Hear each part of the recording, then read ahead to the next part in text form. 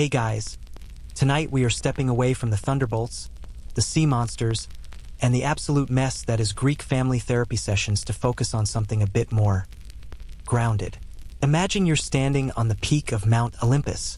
The air is thin, crisp, and smells faintly of ozone because Zeus just had a tantrum. But right in the center of the marble hall, there's a glow. A steady, amber pulse. That's Hestia. You probably won in Oppos. T survived this reality check. The altitude alone would turn your lungs into raisins, and the sheer ego radiating off the other gods would likely give you a permanent migraine. But for now, you're safe. So, before you get comfortable, take a moment to like the video and subscribe, but only if you genuinely enjoy what I do here. Tell me where you're listening from and what time it is in your corner of the world. Now, dim the lights, maybe turn on a fan for that soft background hum, and let Anapos ease into tonight Anapos journey together. You find yourself standing on the polished floor of the Olympian throne room. It's a space that should be intimidating, filled with the scent of ambrosia and the distant, heavy thrum of power. Usually, this place is a chaotic theater of divine drama.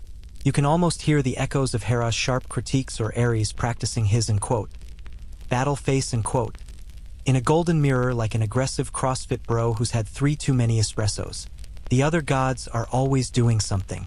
They are claiming territories, throwing lightning, or transforming into various waterfowl for questionable reasons. But you aren't in Oppos. T here for the headlines. You're looking past the golden thrones, past the shimmering drapery, toward the very center of the hall. There, in a circular pit lined with smooth, dark stones, a fire is burning. It doesn't end Oppos. T roar like a forest fire, and it doesn't end Oppos. T sputter like a dying candle. It just exists. It is the most consistent thing in the universe. Seated beside it on a simple wooden stool, not a throne of ivory or gold, mind you, just a plain, comfortable-looking stool, is Hestia. She is the eldest of the Cronides, the firstborn of the Titans, and yet she is the one who chooses to stay out of the spotlight. While her brothers and sisters are out there making names for themselves and getting into messy divorces, Hestia is here, tending the flame. You trudge across the marble, your footsteps sounding surprisingly soft in this vast space. The heat from the hearth begins to wash over you, a gentle, radiating warmth that feels like a heavy wool blanket on a rainy afternoon. It's a stark contrast to the rest of Olympus. The other gods are like a 3,000-year-old reality show that never gets canceled. They are all sharp edges and high stakes. But as you get closer to the fire, the volume of the world seems to turn down. This is the boring part of Greek mythology, the part where nothing explodes and no one gets turned into a laurel tree. And honestly, that's exactly why you're here. A mainstream historical fact you might remember from a dusty textbook is that Hestia was the goddess of the hearth, the home, and domesticity. She was the one who made a house home, rather than just a collection of cold stones and drafty corridors. But she was more than just a divine housekeeper. In every ancient Greek city, there was a public hearth, the Prytanean, where her flame was never allowed to go out. If it did, it was Nanapos. Just a maintenance issue. It was a cosmic bad omen, a sign that the very soul of the community was flickering. As you sit down on the floor near the hearth, because let's be real, you aren't in Oppos. T invited to sit on a throne, you notice how Hestia moves. She doesn't in Oppos. T used magic to stir the embers. She uses a simple bronze poker. There's a quirky tidbit often overlooked by the more exciting myths. Hestia was so dedicated to the hearth that she literally gave up her seat on the Council of the 12 Olympians. She just didn't in Oppos. T want the stress. She looked at the throne, looked at the drama, and said, actually, I'm good right here by the fire, It's the ultimate divine, quiet quitting, except she's actually doing the most important job of all. You watch the way the light plays across the ceiling. Historians still argue whether Hestia was intentionally written as a passive, silent figure to reflect the social confinement of Greek women in the domestic sphere, or if she was actually the most powerful deity because she controlled the literal survival of the household. Think about it. Zeus can throw all the lightning he wants, but if Hestia decides the fire doesn't in Oppos, T light, no one eats. No one stays warm. The civilization just stops. She is the infrastructure. And while infrastructure ISN and oppos, T exactly a blockbuster movie topic, you can't really have a movie without a set that ISN and oppos. T freezing cold. The silence here is heavy and sweet, like honey. You look at the other thrones, empty for the moment. They seem almost ridiculous in their opulence. Poseidon's throne probably smells like wet seaweed and unfulfilled potential.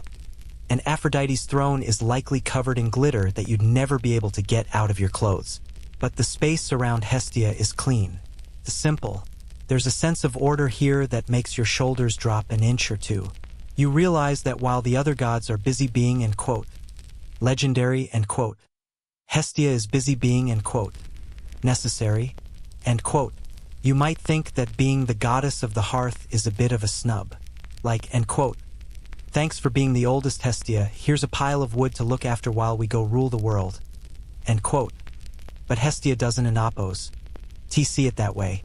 In the ancient world, the hearth was the end quote, umbilicus, end quote, the navel of the home. It was the place where you welcomed guests, where you protected the vulnerable, and where you made the most important sacrifices. In fact, she had a pretty sweet deal. She received the first and last part of every sacrifice made to the gods. Before Zeus could even get a whiff of his burnt ox thighs, Hestia already had her share. She's like the person at the party who doesn't in oppos. T talk much but somehow ends up with the best plate of snacks. You lean back against a pillar, watching a single spark drift upward into the darkness of the high rafters. It's hypnotic. You think about how many people throughout history have stared into a fire just like this one, seeking the same feeling of safety. Hestia's presence is a reminder that even in a world of monsters and warring deities, there is a center that holds. There is a place where the fire crackles, the floor is swept, and the drama of the outside world is just noise. You feel your breathing slow down, matching the steady pulse of the glowing coals. The chaotic energy of the other Olympians feels miles away, even though their thrones are just a few feet behind you. Here, by the hearth, there is only the warmth, the soft hiss of the wood, and the quiet assurance that as long as Hestia is watching, the world will keep turning, one slow, glowing ember at a time. It's the kind of stillness that makes you forget about the lightning bolts and the sea storms, drawing you deeper into the comfort of the flame. To understand why Hestia is so obsessed with a quiet fire and a clean floor, you have to go back to her childhood, which was, to put it mildly, a bit cramped. Imagine you aren't and oppos, T on the airy peaks of Olympus anymore. Instead, the world is dark, damp, and echoes with a heavy, rhythmic thud, the heartbeat of a titan. You are inside Kronos. It's not exactly the five-star accommodation you'd expect for the firstborn daughter of the king of the universe. In fact, it's basically the ultimate sensory deprivation tank, except instead of soothing salt water, you're floating in divine gastric juices. It's a bold parenting choice on Kronos and oppos. S part, certainly one way to avoid the end quote, terrible twos end quote. But for Hestia, it was the beginning of her long career in keeping things calm under pressure. You trudge through the metaphorical muck of this internal cavern. It's strange. There's no light here, yet somehow you can see the faint, shimmering outlines of the other children. Remember how I mentioned Hestia was the eldest? Well, she was the first one down the hatch. She spent years, maybe centuries, time gets weird when you're being digested by a celestial being, as an only child in the dark. While you might worry about the logistics of surviving such a trip, remember that these are gods.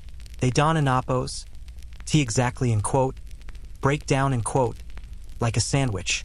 They just sort of hang out.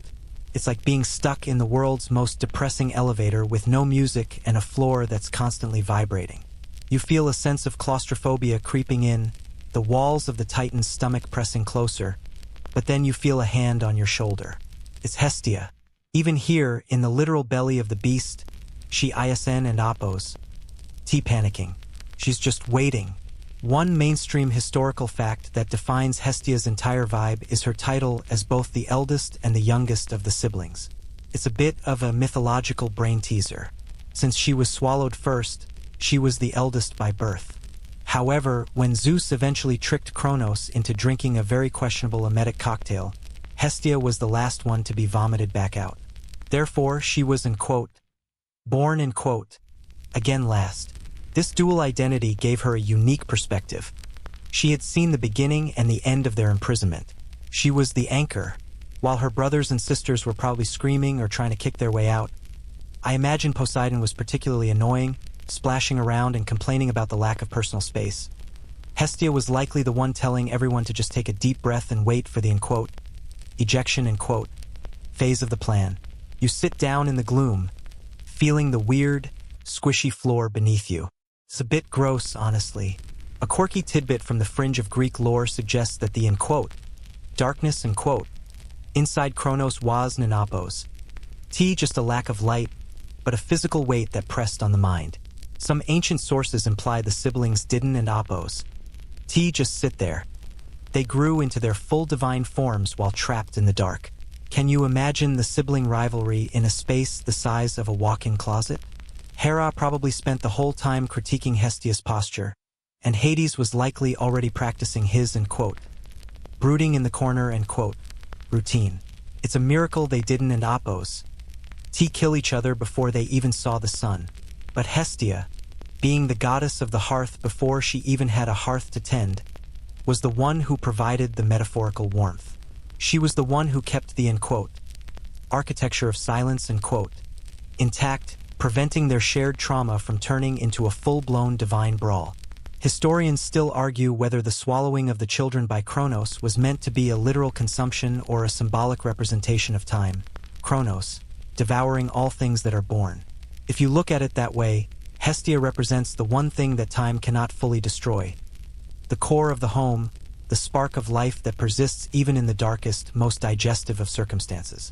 It's a bit poetic, really, if you can get past the image of a giant titan having the world in Apos' worst case of acid reflux. You can almost feel the moment the world shifts. The rhythmic thud of the heart speeds up. The walls of the stomach heave. It's not elegant. In fact, it's probably a bit like being shot out of a cannon made of wet velvet. As you experience this rebirth alongside them, you realize why Hestia is so quiet now. She's had enough noise and chaos to last several thousand lifetimes. When the siblings finally spilled out onto the slopes of Mount Parnassus, they were ready for a war. They wanted to tear the sky down and build something new. They were full of fire, the literal and metaphorical kind. But Hestia, she just wanted to find a nice, stable piece of ground and light a small fire that stayed where it was supposed to. She had spent an eternity in a place where nothing was stable, where the walls moved and the air was heavy. For her, the boring life of a domestic goddess was and Apos, a consolation prize. It was a hard-earned luxury. You watch as the memory of the dark stomach fades, replaced by the cool, fresh air of the Greek morning. The transition is jarring, like waking up from a long, humid fever dream. The other gods are already looking for weapons. Zeus is eyeing the sky, Poseidon is looking for a trident, and Hades is looking for a place to hide. But Hestia just stands there, smoothing out her robes. She looks at the earth beneath her feet and smiles. You can feel her relief radiating off her. It's the feeling of finally being home after a very, very long trip. She doesn't and Apos need to conquer the world to feel powerful. She just needs to make sure the world has a center. It's funny to think about, really. The most powerful beings in existence were once just a group of damp, angry siblings coughing on a mountainside. And yet, the one who stayed the calmest in the dark is the one we usually forget. We focus on the thunder and the lightning, but we forget the person who held the group together when they were nothing more than a giant and Apos' lunch. You feel a yawn stretching across your face as you contemplate the sheer exhaustion of being the responsible sibling for eons. It's a heavy burden being the peacekeeper. It requires a level of patience that would make a mountain look impulsive. But as the first light of the new world hits Hestia's face, you see that she's ready. She's lived through the dark. Now she just wants to keep the light burning. The ground is solid now. No more rhythmic thudding. No more damp walls. Just the quiet, steady presence of the eldest sister, already thinking about where to put the first stones of the first hearth. You find yourself leaning into that stability, your mind drifting away from the terrifying depths of a titan's belly and toward the simple, rhythmic task of tending a flame. It's much better out here. The air is better, the view is better, and frankly, the company is significantly less acidic. You close your eyes for a moment, letting the sound of the wind through the pines replace the echoes of the giant and Apos' heartbeat, feeling the safety of Hestia's presence wrap around you like a well-worn shawl. You leave the cosmic weirdness of a titan's digestive tract behind and step into the much more relatable, though significantly more drafty, reality of an early Greek temple. It's cold. Not the I need a light jacket kind of cold, but the kind of ancient, bone-deep chill that only comes from massive stone slabs that have never seen a radiator in their life. You trudge across the uneven floor, noticing how the wind whistles through the gaps in the colonnade. It turns out that building a house for a god in 700 BCE was basically like living in a very expensive, very beautiful gazebo. This is where Hestia's job gets surprisingly technical. You might think she just snaps her fingers and poof, instant campfire, but the reality is a logistical nightmare involving the economics of wood, the physics of airflow, and a whole lot of soot. The fire in the center of the room is the only thing keeping your toes from turning into marble popsicles. It's a large, circular pit, and the smoke drifts upward toward a hole in the roof that acts as a primitive chimney. Of course, when it rains, that hole just becomes a very inconvenient indoor fountain. You watch Hestia as she moves with practiced efficiency. She ISN and Apos, throwing lightning or turning people into spiders. She's calculating. To keep a fire burning 24/7 in a drafty temple requires a constant supply of seasoned fuel. This wasn't Apos, just a divine hobby. It was a massive state expense. A mainstream historical fact you'd find in any Greek history seminar is that city-states actually had specific budgets for the maintenance of these eternal flames. It was essentially the ancient world's version of a utility bill, except if you didn't Apos pay it, the literal goddess of the home might move out. You notice a pile of logs near the hearth.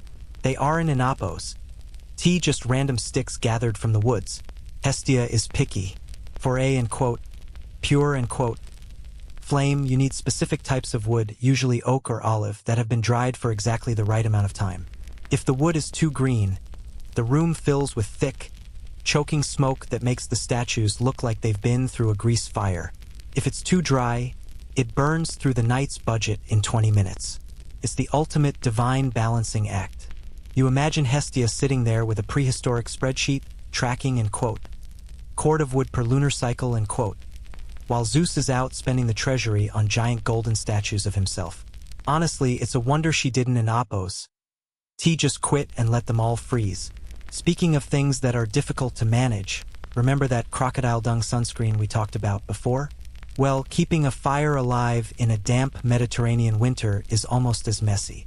You have to manage the ash. If the ash builds up too much, it smothers the coals. If you clear it too aggressively, you lose the heat.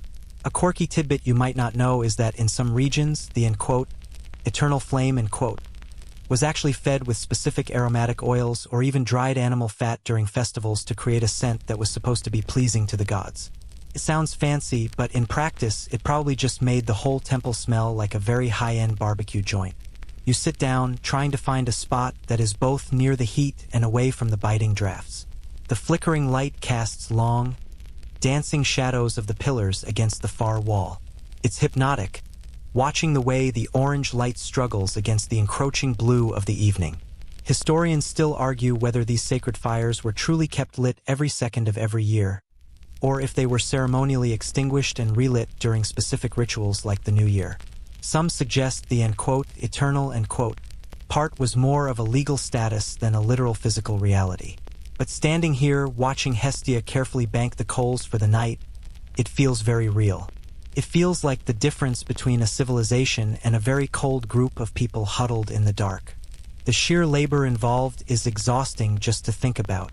You see a group of temple attendants, real people, not gods, hauling in more wood. They look tired. They have soot on their foreheads and calluses on their hands. Hestia watches them with a soft, appreciative expression. She's the only Olympian who actually seems to value the boring work.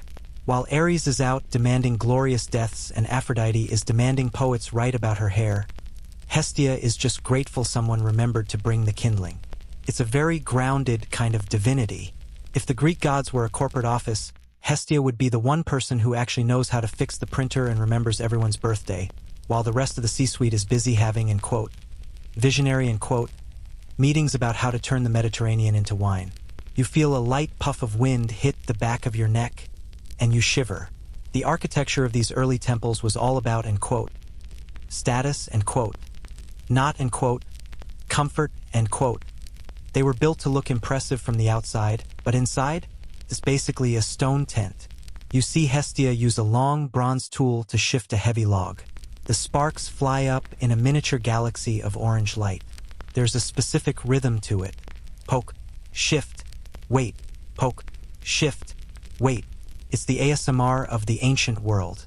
You realize that the boring myths are the ones that actually tell you how people lived. They tell you about the struggle to stay warm, the cost of light, and the quiet dignity of a job well done. The economics of the flame wearing and oppos. Just about wood, though. It was about personnel.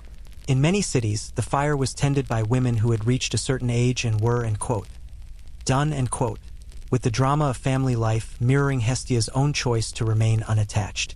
It was a career path for the retired, providing them with a position of extreme importance in the community. You watch one of these attendants approach the hearth. She and Hestia exchange a look of mutual understanding. Two people who know exactly how much work it takes to keep the world from going dark. It's a quiet, powerful moment that doesn't and oppos. Make it into the epic poems, but it's the heartbeat of the temple. As the night deepens, the draft becomes a persistent moan through the rafters. You pull your cloak tighter, feeling the weight of the stone around you. It's amazing, really, that humanity managed to build anything at all when they were this busy just trying not to freeze. But then you look back at the hearth.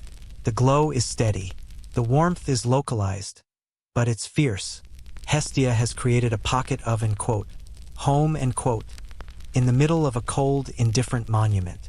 You feel your eyelids getting heavy as you watch the rhythmic pulse of the fire.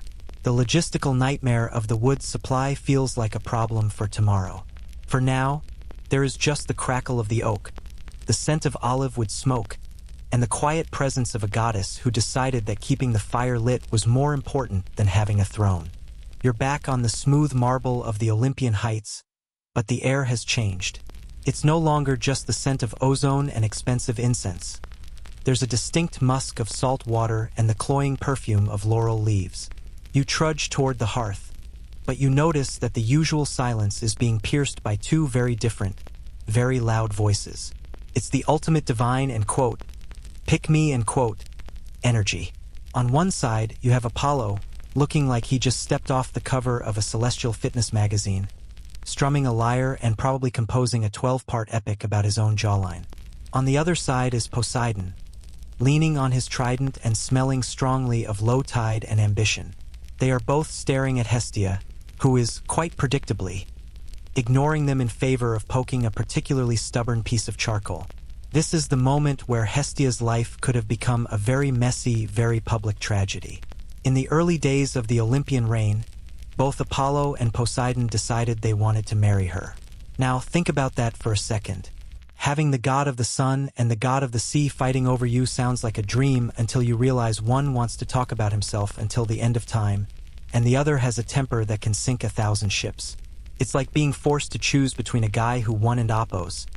Stopped playing Wonderwall on his acoustic guitar and a guy who thinks communication means causing a localized tsunami.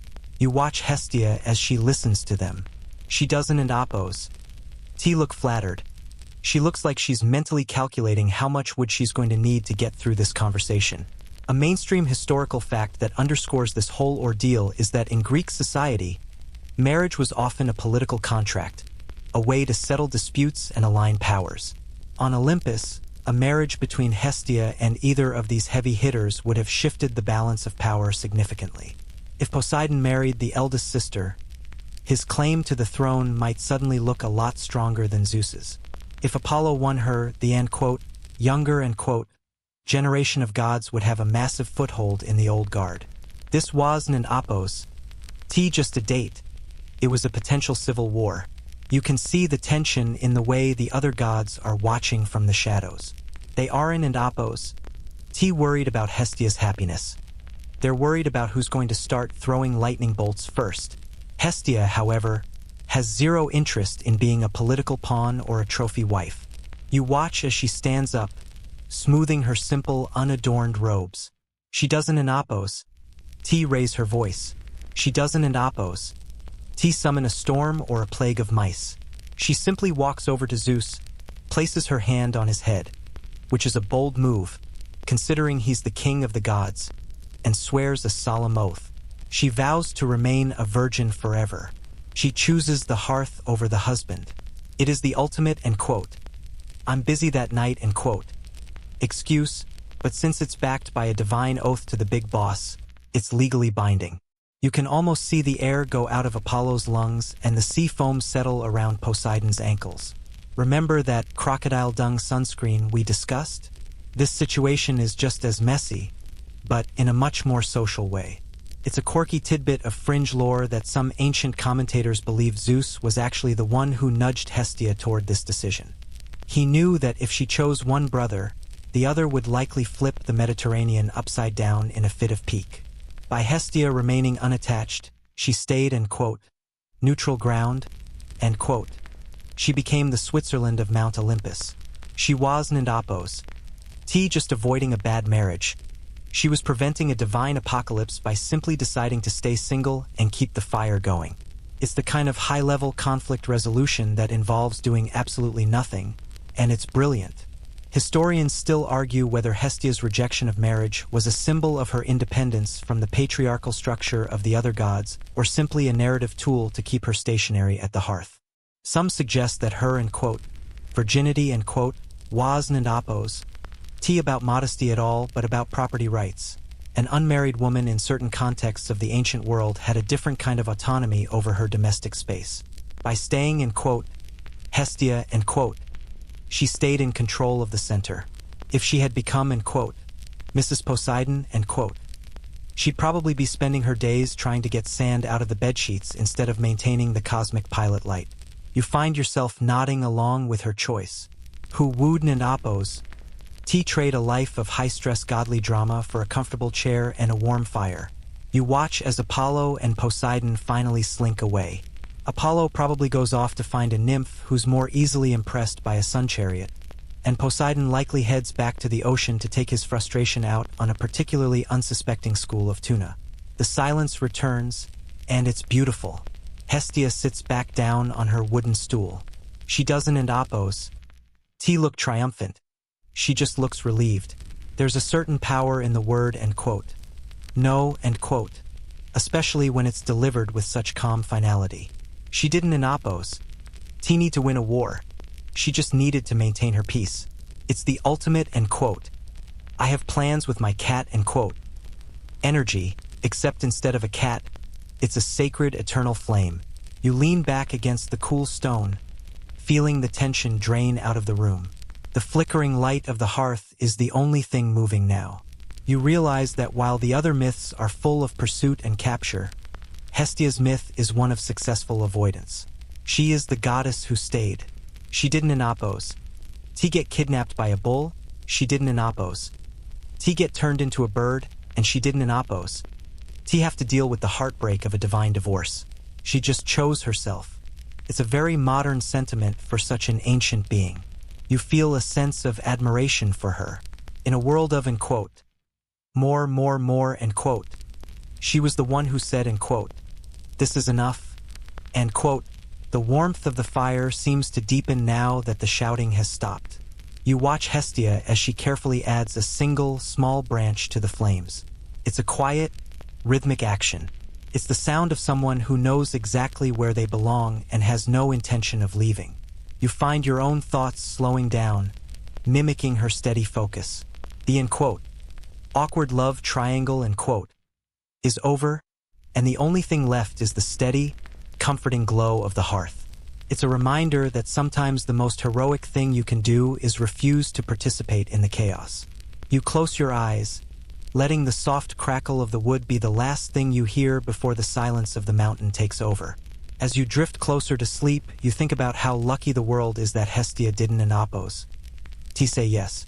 If she had, the hearth might have gone cold while she was busy being the queen of the sea or the goddess of the sun's PR team. But she stayed. She kept the fire lit. She kept the center holding. And as the embers pulse with a soft, orange light, you feel that same stability settle into your own bones. The drama is gone. The suitors have vanished. And there is only the warmth of a home that will never go dark as long as she is there to watch over it. The silence that followed the departure of Apollo and Poseidon isn't just peaceful. It's productive. You trudge across the hall, following Hestia as she moves toward a long, low table that seems to have appeared out of the golden Olympian mist. It's dinner time. On Olympus, dinner isn't just a meal. It's a high-stakes social event where someone usually ends up cursed or transformed into a deciduous tree. But before the wine starts flowing and Zeus starts bragging about his latest lightning bolt accuracy scores, something specific happens. You watch as the great hall begins to fill with the other gods. They are loud, they are hungry, and they radiates a level of, main character energy, that would be exhausting to deal with at a grocery store, let alone an eternal feast. Yet, as they approach the table, a strange thing happens. They stop. They wait. You stand by the hearth watching the protocol unfold. Even Zeus, who ISN and oppose, exactly known for his patience or his willingness to share the spotlight, hangs back. Hestia moves to the head of the hearth, where a small, ornate bowl sits. She takes a portion of the finest roasted meats, a pour of the richest wine, and a piece of the softest bread. This ISN and oppose, just a snack for her. It's the law. A mainstream historical fact that shaped every single day of ancient Greek life was the rule of Hestias, literally, starting from Hestia, whether it was a massive state banquet in Athens or a humble farmer's dinner in the hills of Boeotia, the first and last of every offering went to her. She was the divine, service fee, that every mortal and god had to pay. You can almost feel the collective stomach growling of the other Olympians. Zeus looks like he's about to vibrate out of his sandals with hunger, his eyes fixed on a particularly juicy-looking leg of lamb. But he doesn't oppose. Move. In this moment, Hestia is the most important person in the room.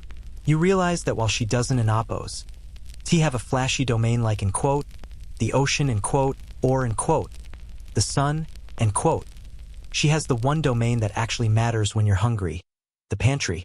Remember that crocodile dung sunscreen we talked about? Well, thankfully, the ancient Greeks knew better than to offer that to Hestia. They knew that if you wanted your household to run smoothly, you gave her the good stuff, the honey, the unmixed wine, the choice cuts. If you tried to stiff Hestia on her portion, you were basically asking for your hearth to go cold and your dinner to taste like disappointment. A quirky tidbit that often gets lost in the shadows of the bigger myths is that Hestia's first bite rule was so absolute that it extended even to the other gods and oppose, specific festivals. If the city was throwing a massive party for Dionysus, they still had to give the first toast to Hestia. She was the invisible guest at every table, the silent presence that turned a group of people eating into a community, It's like she's the ultimate foodie who doesn't oppose. Even have to wait in line at the pop-up restaurant. The chef just brings the best dish directly to her house before the doors even open. You watch her take a small sip of the wine, her expression calm and unhurried. She ISN and oppose, rushing because she knows the world literally cannot start dinner without her. The scent in the air is intoxicating. It's a mix of roasting herbs, warm grain, and that specific sweet smell of nectar that makes your head feel a bit fuzzy. You find yourself leaning against the warm stone of the hearth, feeling the vibration of the fire behind you. Historians still argue whether this ritual priority, giving Hestia the first and last of everything, was a leftover from an older matriarchal society where the hearth mother was the supreme deity, or if it was a clever way for the Greeks to ensure that domestic stability always took precedence over individual ego. It's a fascinating debate. Is she the first because she's the oldest, or because the home is the fundamental unit of the universe? Standing here, watching her calmly accept the tribute of the most powerful beings in existence, it certainly feels like the latter. You see Hermes zip past, probably trying to sneak a grape before the official start, but a sharp look from Hestia. A look that carries the weight of 1,000 years of Don and Apos, T make me come over there stops him in his tracks. It's the kind of quiet authority that doesn't and Apos, T need a weapon. It's the authority of the person who holds the keys to the kitchen.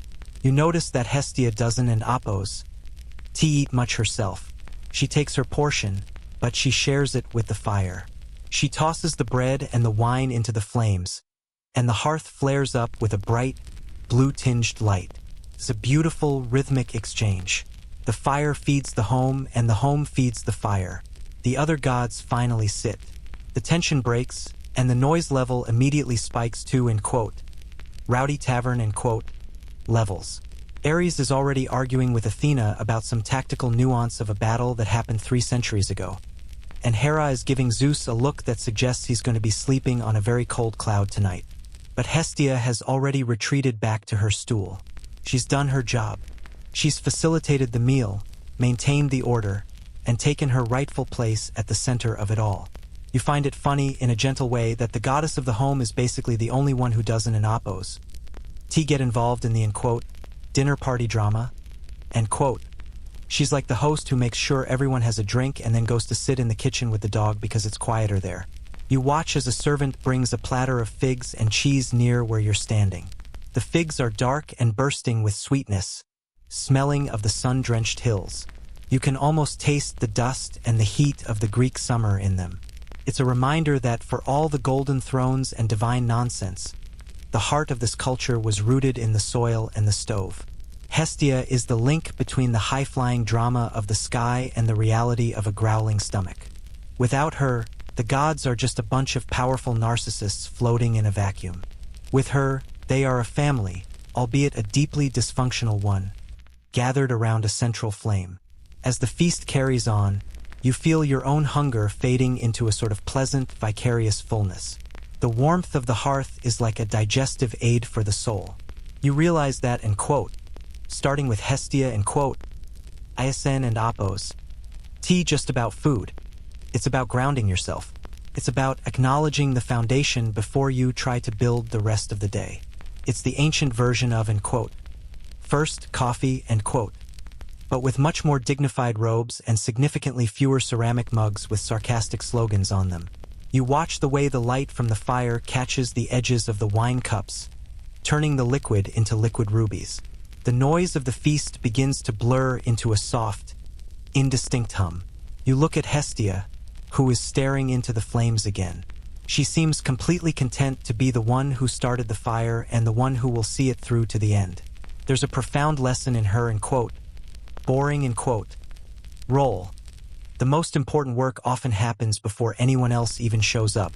You feel a sense of gratitude for the Hestia first rule. It ensures that the peace is established before the chaos begins. And as you watch the final embers of the first sacrifice settle into the gray ash, you feel a deep, sleepy satisfaction. The world is fed, the gods are occupied, and the hearth is glowing with the steady, quiet light of a job well done.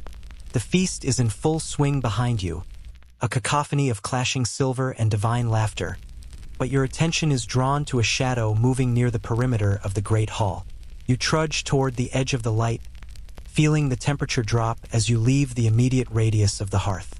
Out there, in the world of mortals, things are looking a bit bleak. It's the era before the Great Gift, a time when humans were essentially shivering hairless apes hiding in damp caves, eating their meat tartare style, and not because it was a culinary trend. You see a figure slipping through the shadows of the Olympian pillars. Prometheus. He's looking particularly shifty, like a man who's about to commit the first ever felony in the history of the universe. You watch as he eyes the central hearth. This is the big one. A mainstream historical fact you'll find in every Greek mythology 101 course is that Prometheus stole fire from the gods to give to humanity. an act that earned him a permanent reservation for a very painful liver-pecking session on a cold rock in the Caucasus. But here's the thing, where was Hestia? She's the literal goddess of the hearth. You'd think she'd be on him like a hawk or, well, a very protective homeowner. But as Prometheus approaches with a hollow fennel stalk, Hestia just adjusts her shawl. She turns her head slightly, staring at a particularly interesting crack in the floor. She is the ultimate master of the end quote. Discreet look away, end quote. It's a quirky tidbit of fringe interpretation that Hestia might have been in on the heist. Some storytellers suggest that Hestia, being the goddess of domesticity, realized that humans couldn't and oppose actually have, end quote, homes, end quote, without fire. Without a hearth, a house is just a box where you freeze to death. So, while Zeus was busy bragging about his latest lightning bolt and Hera was busy tracking Zeus's GPS coordinates, Hestia might have intentionally left the, end quote, back door, end quote, of the hearth open. She saw Prometheus coming with his fennel stalk and decided that, for the sake of the humans down below, she could afford to lose one little ember. It's the divine equivalent of a librarian, end quote, forgetting, end quote, to charge you a late fee because she knows you really needed that book. You watch the heist unfold in slow motion. Prometheus dips the tip of the fennel stalk into the glowing coals. The pith inside catches, a tiny, hidden spark that will eventually become every fireplace, every furnace, and every burnt piece of toast in human history. Historians still argue whether this myth represents a literal transition from the Stone Age to the Bronze Age or if it's a philosophical metaphor for the birth of human consciousness and, end quote, the spark of the divine, end quote. But standing here, it feels much more practical. It's about not being cold anymore. It's about the shift from surviving to living. Remember that crocodile dung sunscreen? Well, once humans had fire, they could finally cook things that actually tasted good, which was a significant upgrade from their previous, end quote, whatever we can catch, end quote, diet.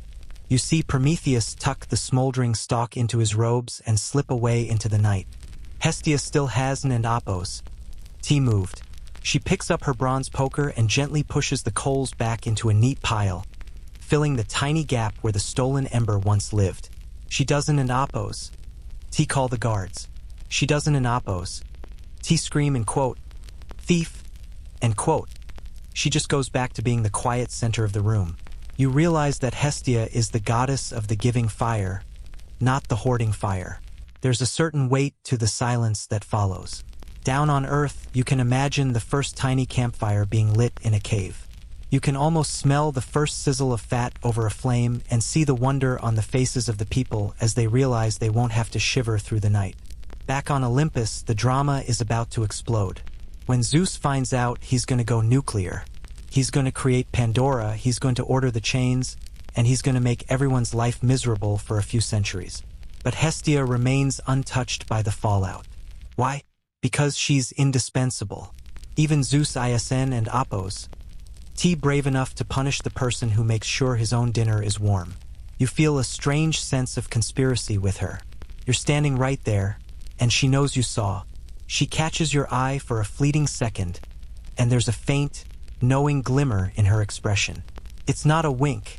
She's too dignified for that, but it's an acknowledgement. She chose the humans. She chose the comfort of the many over the exclusivity of the few.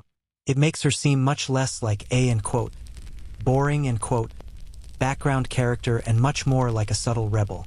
While the other gods are playing high-stakes poker with the universe, Hestia is playing the long game, ensuring that the foundational elements of civilization are distributed where they're needed most. The air in the hall seems a bit lighter now. You look at the other Olympians, still feasting and fighting, completely unaware that their monopoly on, end quote, the good stuff, end quote, has just ended. They look a bit ridiculous, honestly.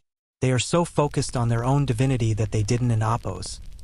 Even notice the most important thing in the room being walked out the door in a piece of giant celery.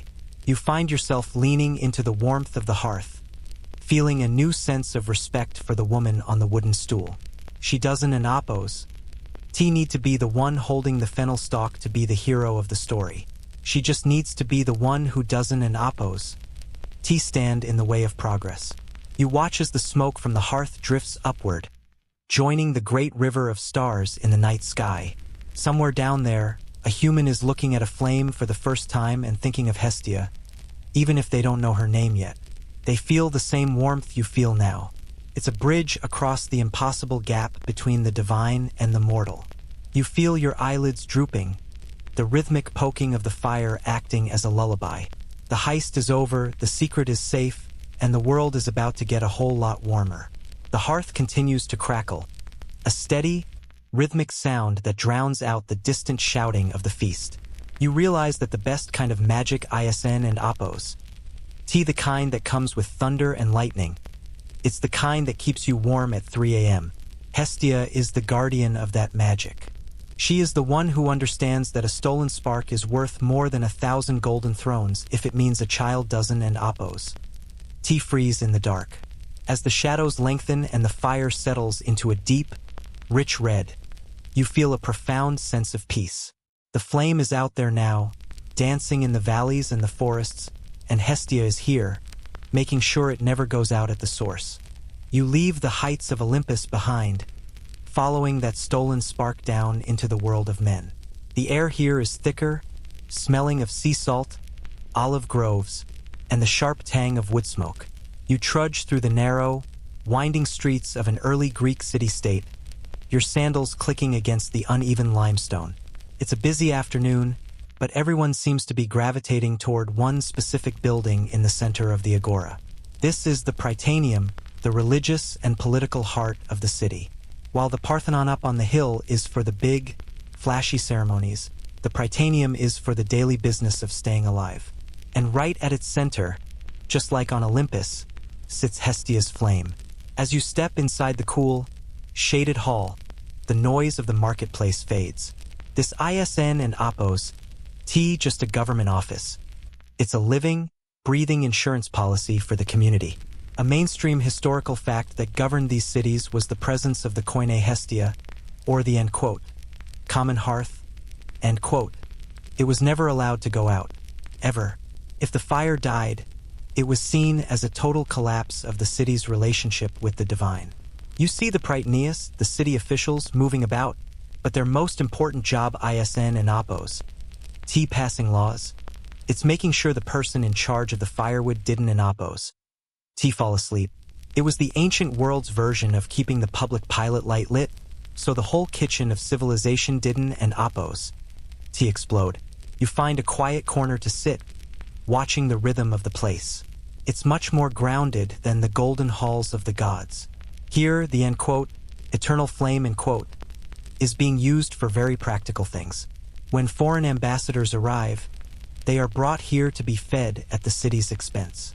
To eat at Hestia's hearth was the ultimate sign of hospitality and diplomatic immunity. You see a group of weary travelers being offered bread and wine near the fire.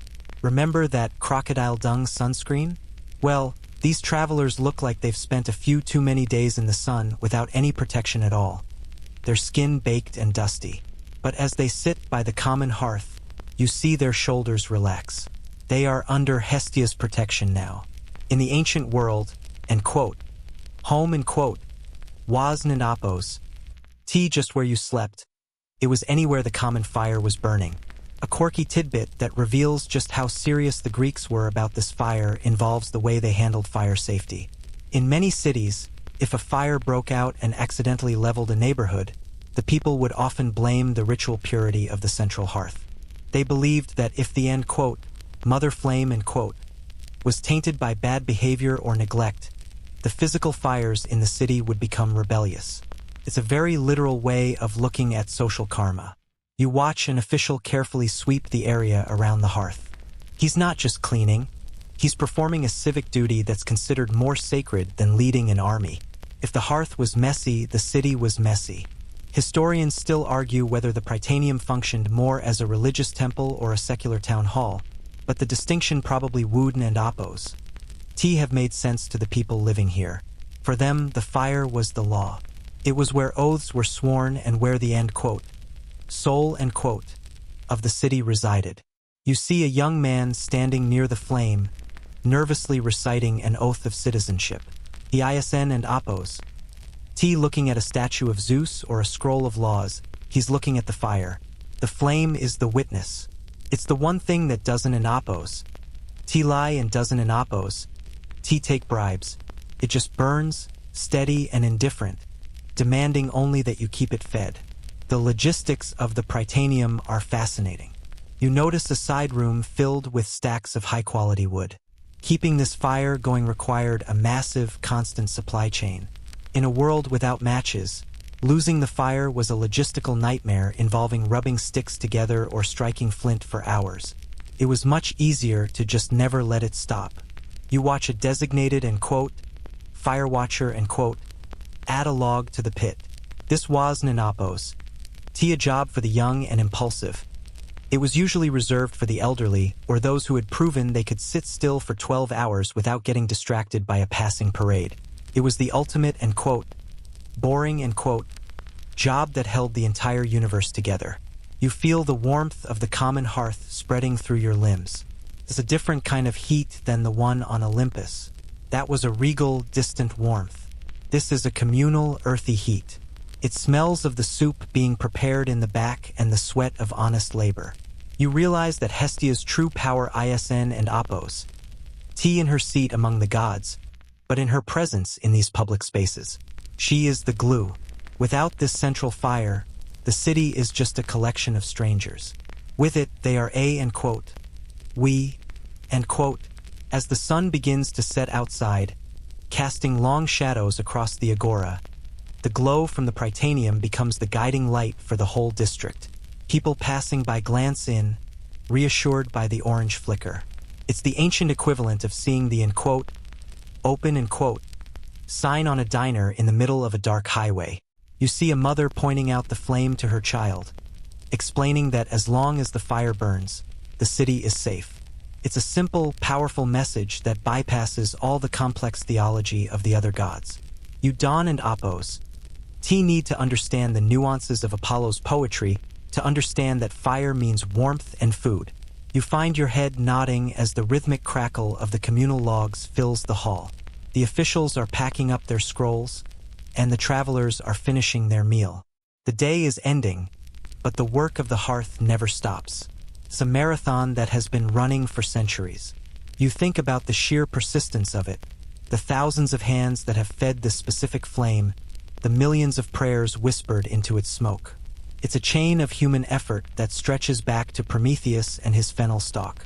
The fire flares up briefly as a pocket of sap in the wood pops, sending a tiny firework of sparks toward the ceiling. You watch them fade into the shadows, feeling a deep sense of continuity. Hestia is here, in the silence between the official and oppose. Words and the crackle of the oak. She is the quiet heartbeat of the city, the one who stays behind when the soldiers march off to war and the one who welcomes them back. You close your eyes for a moment, letting the steady, unchanging heat of the common hearth anchor you to the floor, feeling the peace of a community that knows exactly where its center is. You are back on the divine heights, but the atmosphere has shifted from the formal dignity of the Prytaneum to the relaxed, slightly hazy vibe of a celestial afterparty. The gods have retreated to their private gardens and wooded groves to recover from the feast. You trudge through a thicket of silver-leaved olive trees, the ground beneath your feet soft with moss. It is a rare moment of Olympian quiet, or at least it's supposed to be. Hestia is here, away from the main hall, resting in the dappled shade. She isn and oppose, wearing her usual veil.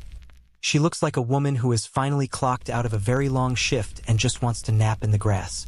But because this is Greek mythology and quote, peace and quote, is usually just a setup for a punchline.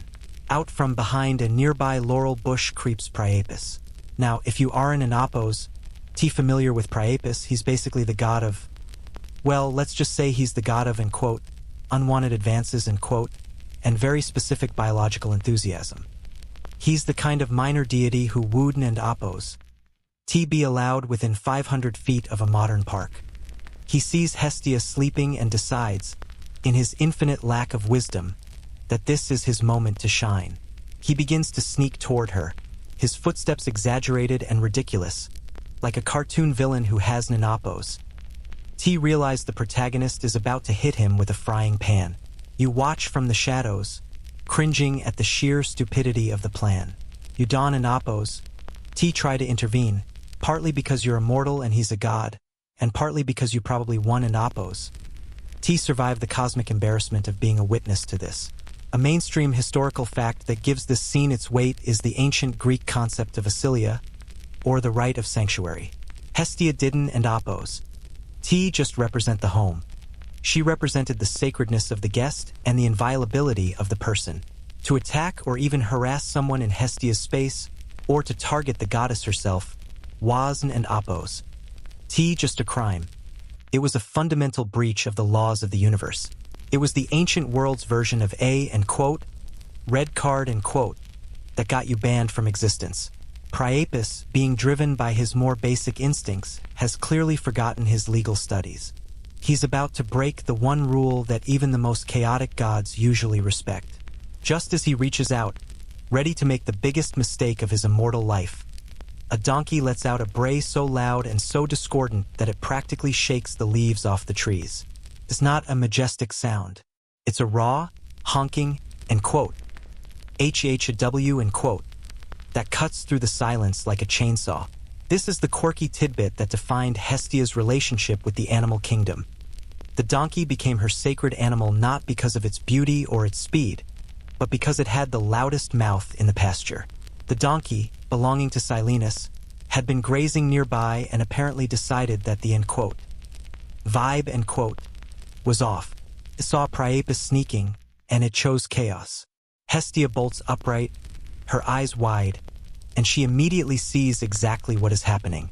The other gods, alerted by the donkey's siren-like alarm, come rushing into the grove. You can imagine the scene. There's Hestia, looking annoyed but composed. There's a donkey looking smug, and there's Priapus, caught red-handed and looking like he wants the earth to swallow him whole. It's the most embarrassing divine fail in the history of Mount Olympus. Remember that crocodile dung sunscreen? Priapus probably wishes he was covered in it right now just so he'd have an excuse to run away and hide his face. The other gods don and oppose. To even have to use their powers to punish him. The sheer, mocking laughter of the entire pantheon is enough to send him scurrying back to the countryside, where he belongs. Historians still argue whether this myth was a later addition to and quote, clean up and quote, Hestia's image or if it served as a folktale warning about the dangers of violating domestic peace. Some suggest the donkey represents the humble, hard-working nature of the common people protecting the sanctity of the home from the predatory nature of the end quote, elite and quote, or the end quote, wild and quote. Regardless of the scholarly interpretation, the result was the same. Hestia remained untouched, and the donkey earned a permanent spot at her side. To this day, in the few surviving depictions of Hestia's festivals, you'll often see donkeys wearing garlands of bread, honored for their role as the world's first home security system. You watch as the commotion dies down. The other gods go back to their business, still chuckling at Priapus's expense, but Hestia doesn't and oppose. T join in the laughter. She walks over to the donkey and gently strokes its long, fuzzy ears. There's a beautiful simplicity in the moment. She doesn't and oppose. T need a golden chariot or a winged horse. She's perfectly happy with a loud, stubborn beast of burden that knows when to make a scene. It's a reminder that protection doesn't and oppose. T always come in the form of a shield or a sword. Sometimes, it's just a well-timed noise that reminds everyone to behave themselves. You find yourself sitting back down on the moss, the adrenaline from the end quote, near miss and quote, fading into a pleasant afterglow. The grove is quiet again, but it's a safer kind of quiet. You realize that Hestia's power is reactive. She doesn't and oppose. T go looking for trouble, but the universe itself seems to conspire to keep her safe. It's as if the world knows that if something happens to the goddess of the hearth, the whole structure of reality will start to unravel. She is the baseline.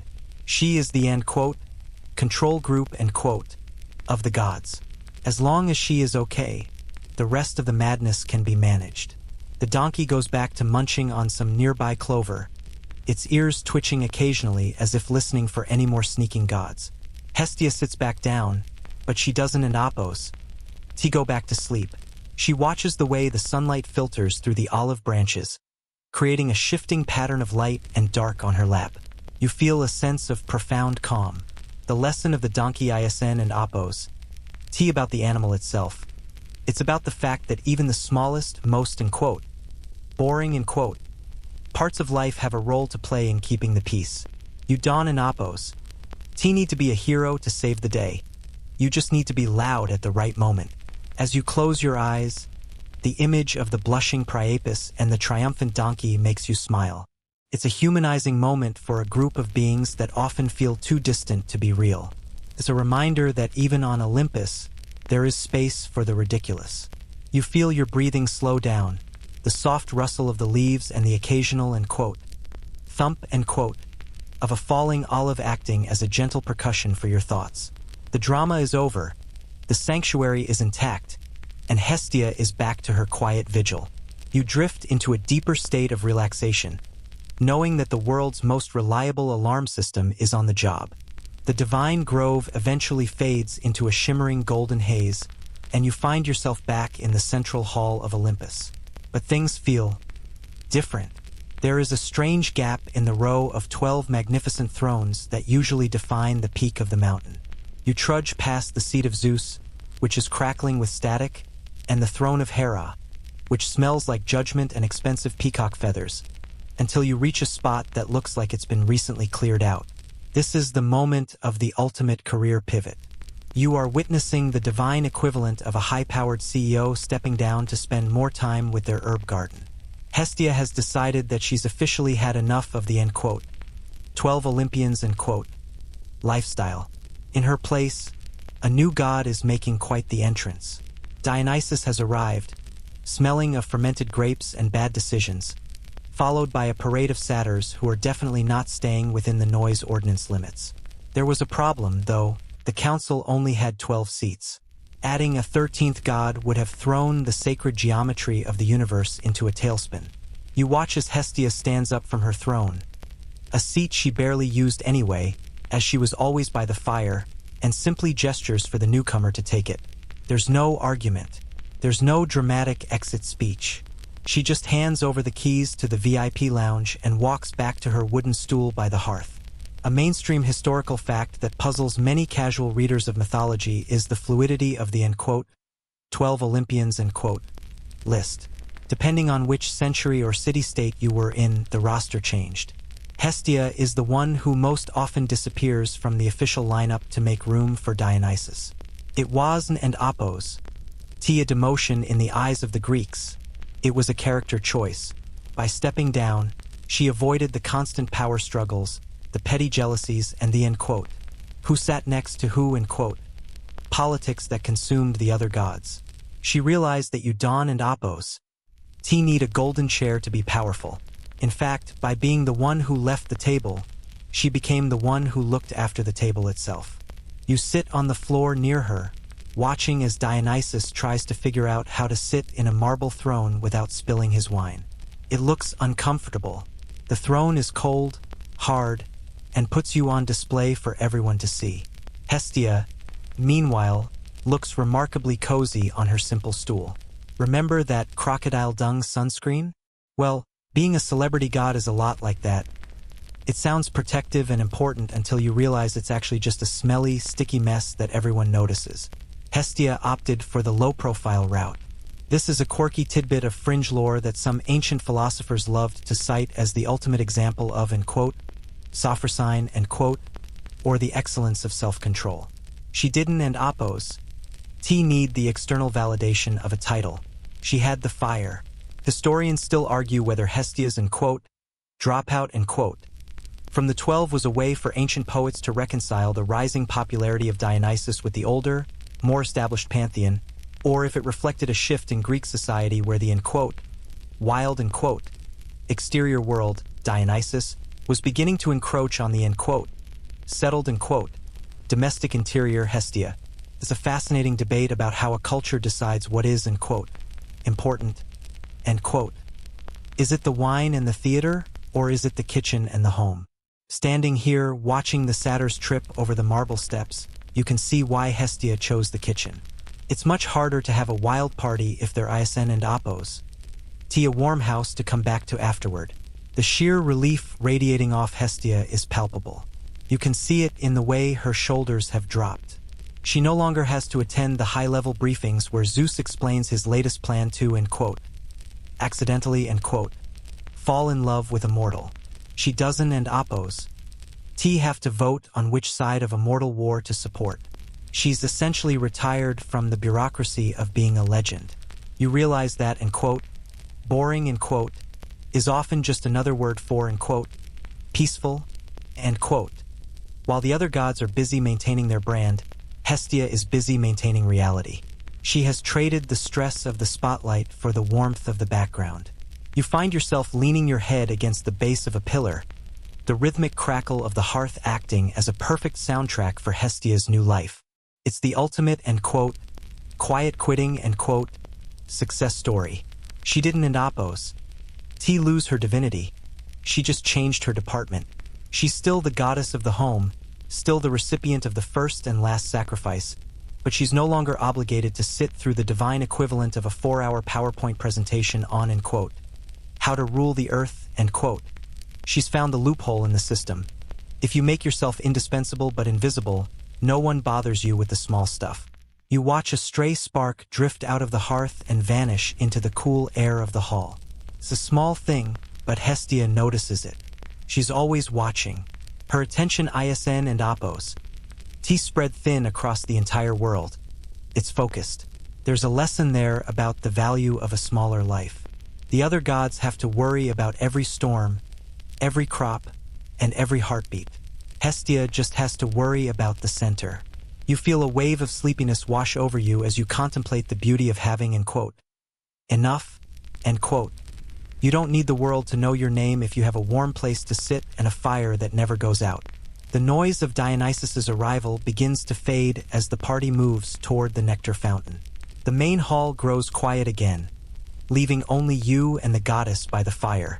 The empty throne she left behind looks lonely and a bit ridiculous, like a costume that's too big for whoever is wearing it. But the hearth looks alive. It pulses with a deep, rhythmic glow that seems to beat in time with your own heart. You realize that Hestia didn't, and Oppos. T give up her power when she gave up her seat. She concentrated it. As you drift closer to the edge of sleep, you think about how many people spend their whole lives trying to get to the, end quote, top, end quote, of the mountain, only to realize that the person who stayed at the bottom by the fire is much happier.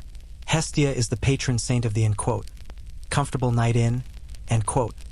She is the reminder that the most important throne in the world ISN and Oppos. T made of gold. It's the one where you can finally take off your sandals and just be. You feel the warmth of the fire on your face. A gentle, insistent heat that promises you that even if you aren't, and Oppos. T, the star of the show, you are exactly where you need to be. The golden mist of the Olympian council chambers begins to thicken with the savory, heavy scent of a kitchen in mid-afternoon. You trudge away from the now crowded throne room, following Hestia toward the divine pantry. While the other gods are busy arguing over who gets the best vintage of nectar, Hestia is focused on the sacred kettle. This ISN and Oppos, T just any pot. It's a massive, hand-beaten bronze vessel that sits over a dedicated secondary fire. You watch as she inspects the surface of the metal. In the ancient world, the hearth was an Oppos. T just for warmth. It was the engine of the household. The kettle was the heart of that engine. You find a spot on a cool stone bench, watching the way the firelight reflects off the polished bronze, creating a rhythmic dance of amber light on the walls. There is a specific physics to warmth that Hestia understands better than anyone. A mainstream historical fact you'd find in a study of ancient Greek technology is that the transition from open fire roasting to vessel-based boiling was a massive leap in human nutrition. It allowed for stews, grains, and the slow extraction of nutrients that kept a family healthy through a long winter. Hestia is the guardian of this transition. You see her add a handful of herbs to the simmering water, thyme, rosemary, and perhaps a touch of wild mountain mint. The steam rises in a gentle, fragrant cloud that smells like a Sunday afternoon where nothing is due and no one is shouting. It's the smell of, end quote, enough, end quote. You watch the way the water moves in the pot. It's not a violent boil. It's a steady, rhythmic simmer. Hestia isn and apos, tea in a rush. Divine time moves differently, and she knows that the best things take a long time to develop. Remember that crocodile dung sunscreen we joked about? This is the literal opposite of that. While that was a desperate, messy attempt to block the world out, Hestia's kettle is an invitation to bring the world in. A quirky tidbit of ancient domestic lore suggests that the singing of a kettle was often interpreted as Hestia whispering to the household. If the kettle hummed a certain way, it meant the house was in balance. If it sputtered and hissed, you probably needed to check your attitude and your firewood. Historians still argue whether the ritual of the first fruits thrown into the kettle was a religious sacrifice or a practical way for the community to ensure no one went hungry. In many Greek villages, the communal pot was a way of life. Everyone contributed what they had, and everyone took what they needed. Standing here, watching Hestia stir the bronze depths with a long wooden spoon, it feels like both. She is the divine regulator of the simmer. She ensures that the heat is consistent, that the ingredients are pure, and that the result is nourishing. It's a very tactical form of magic. It doesn't involve flashy spells, just the constant, patient application of warmth. The room is filled with the soft, metallic clink of the spoon against the bronze. It's a soothing, repetitive sound that begins to sync with your own pulse. You notice that Hestia's hands are steady. She has the hands of a craftsman, someone who has spent 10,000 years mastering the simple tools of the trade. You realize that while the other gods represent the extremes of human experience, war, love, madness, Hestia represents the maintenance and maintenance is what keeps the world from falling apart. You feel a deep, sleepy respect for the sheer stamina it takes to be the one who never leaves the kitchen. You watch a small bead of condensation roll down the side of the bronze kettle. It's a tiny detail, but in this quiet space, it feels monumental. The physics of the room are perfectly balanced. The heat of the fire, the cool of the stone, the moisture of the steam. It's a microclimate of perfect comfort. You find your chin dipping toward your chest, the rhythmic bubbling of the water acting as a gentle anchor for your wandering thoughts. The drama of the 12 feels like a distant memory, a noisy dream you had before you found this place. There's a profound intimacy in the way the Greeks viewed Hestia's kettle. It was often the most valuable object in a household, passed down through generations. To break the kettle was to break the link to the ancestors. You see Hestia run a hand over the rim of the pot, her touch almost a caress. She isn and apos, tea just cooking. She's preserving a lineage. Every meal prepared over her fire is a continuation of the first meal ever shared by humans. You feel the weight of that history, a long, unbroken chain of warmth that leads directly back to this quiet room on Olympus. As the steam continues to curl toward the rafters, the light in the pantry begins to soften. The afternoon is turning toward evening, and the fire in the hearth is growing deeper and redder. You watch Hestia bank the coals around the base of the kettle, ensuring the heat will last through the night. It's a gesture of profound care. She is tucking the world in. You feel your own eyelids getting heavy, the scent of the herbs acting like a chemical signal to your brain that it's time to let go. The world is safe, the fire is tended, and the kettle is singing its low, bronze song. You realize that you don't need to see the lightning bolts or the golden chariots to know that you're in the presence of something holy. The holiness is in the steam, the bronze, and the steady, unmoving silhouette of the goddess by the fire. It's a quiet kind of worship, one that happens every time someone puts a pot on to boil or leans in to catch the scent of a home-cooked meal. You feel a sense of profound belonging, a warmth that goes deeper than just the temperature of the room. It's the warmth of being exactly where you are supposed to be, at the very center of the universe's kitchen.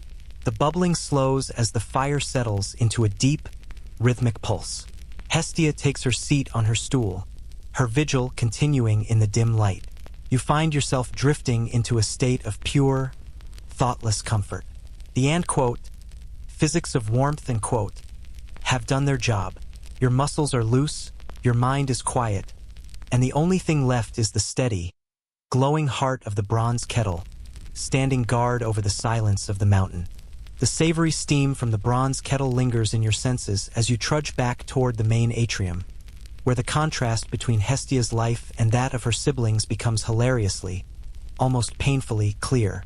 You find yourself standing at the threshold of Zeus's private study, which looks less like a place for reflection and more like a high-stakes war room during a power outage.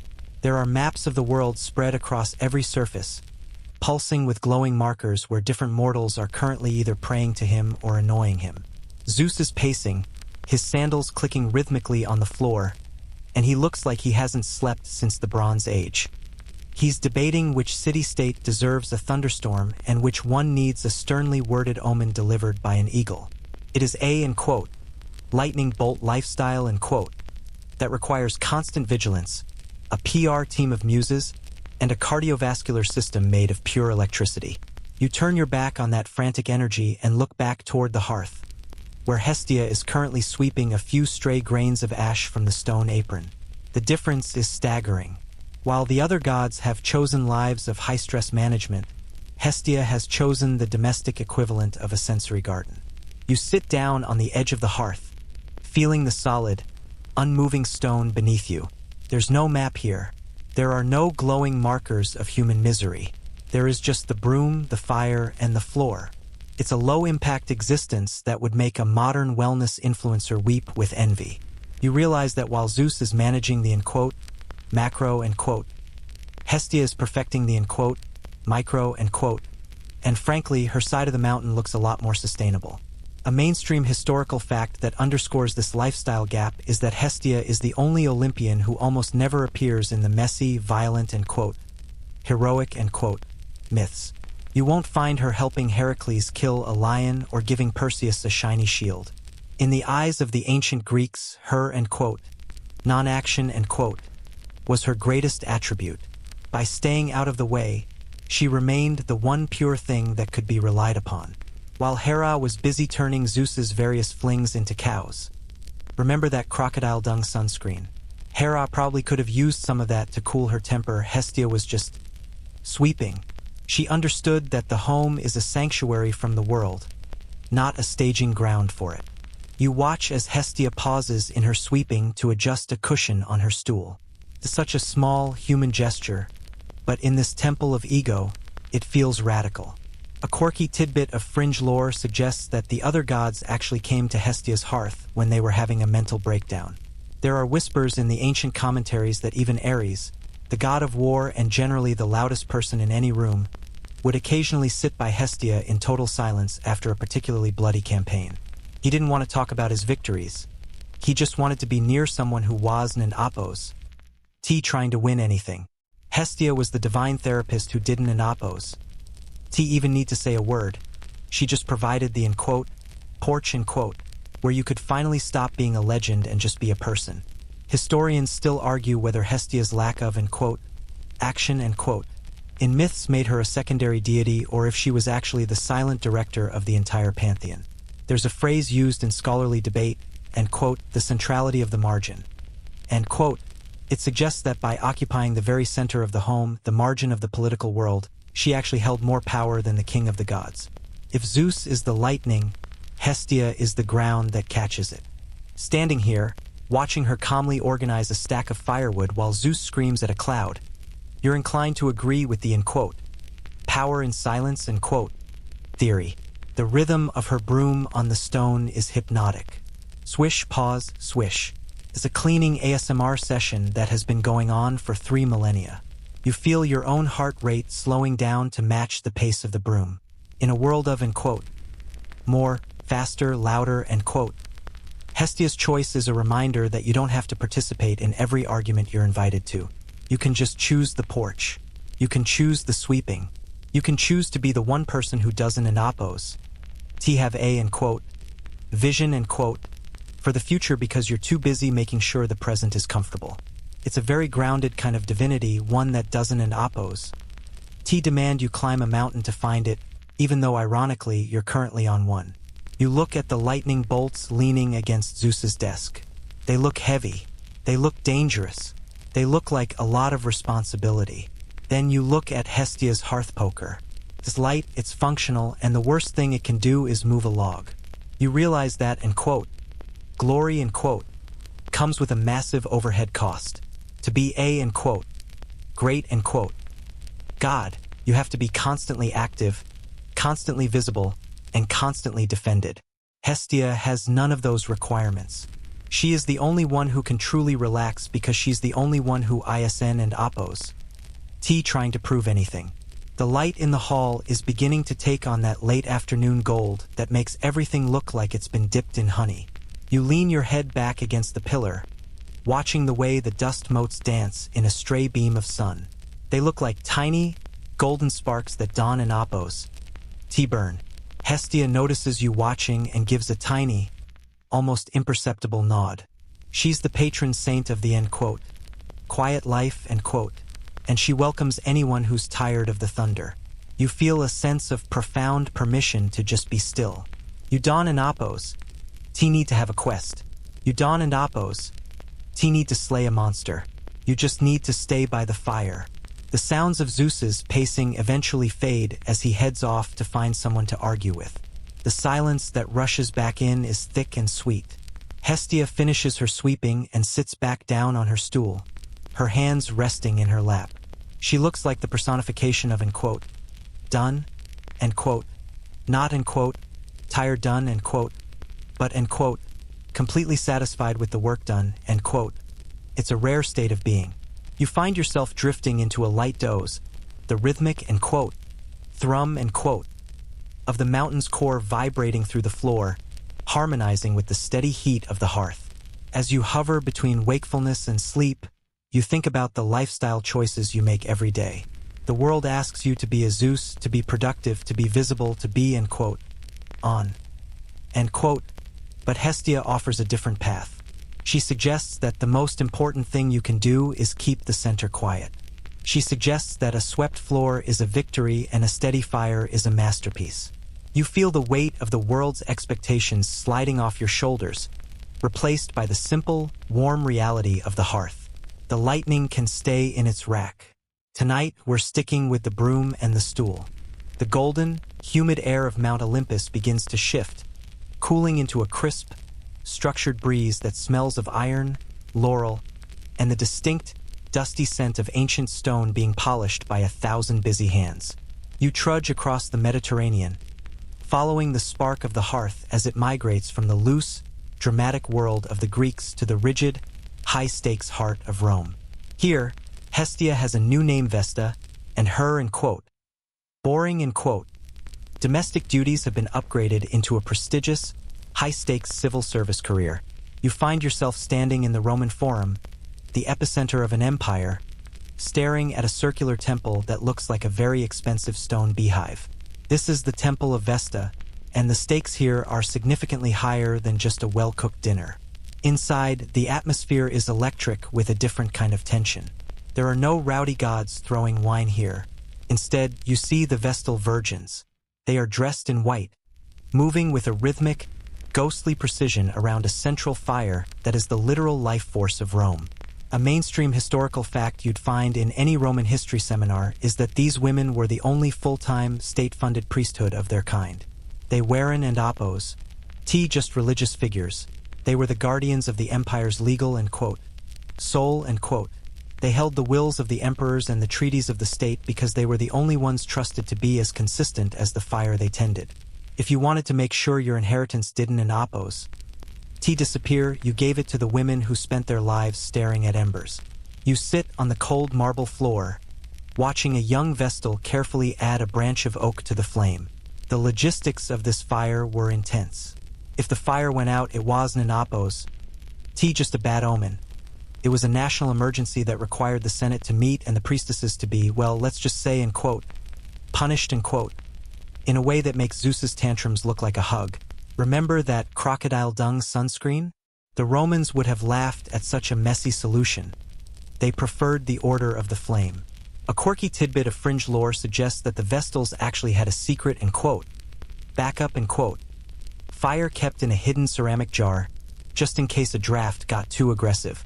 It's the ancient version of an uninterruptible power supply, a divine, battery pack, to ensure the empire never technically went dark. Historians still argue whether the Vestal Virgins represented a position of extreme empowerment for women in a patriarchal society or the ultimate form of state-sanctioned control. On one hand, they could own property, vote, and even pardon prisoners just by walking past them on the street. On the other hand, their entire lives were dictated by the state of a pile of burning wood. It's a fascinating career path. You trade your personal life for the ability to tell the Emperor of Rome to wait his turn. Standing here, watching the smoke curl toward the hole in the roof, you can see why someone would take the deal. It's the ultimate, prestige, job for someone who values stability over chaos. The sound in the temple is a low, constant hum, the sound of the city outside muffled by thick stone walls. You feel the weight of the Vesta brand. In Greece, Hestia was the aunt who stayed in the kitchen. In Rome, Vesta is the chief operating officer of the Republic. The fire isn and Apos. Just a fireplace anymore. It's a legal entity. You watch as a priestess sweeps the floor with a rhythmic, sweeping motion. It's the same motion you saw Hestia use on the mountain, but here it feels heavier. It feels like she's sweeping away the bad luck of an entire nation. You realize that the boring myths are the ones that actually build empires. You notice a small bronze gate at the back of the temple. Behind it lie the Pignora Imperii, the pledges of empire, sacred objects that were supposed to guarantee Rome's survival. Vesta was the one who kept them safe. She was the divine vault. It's a strange transition for a goddess who started out just wanting to keep her siblings from fighting. She's gone from the quiet sister to the state bank, You find yourself leaning against a pillar, feeling the vibration of the city through the stone. The Roman world is all about status, But the status of Vesta is unique because it's based on her absence from the drama. She doesn't Apos. Have a husband, she doesn't Apos. Have children, and she doesn't Apos. Have a side hustle. She just has the fire. The light in the temple is different than the light on Olympus. It's more controlled, more architectural. The shadows are sharp and clean. You watch the rhythmic blinking of a tired Vestal as she finishes her watch. There's a profound sense of duty here that feels exhausting but also deeply comforting. You know that as long as she is awake, the world is functioning as intended. It's the boring certainty of a clock that never loses a second.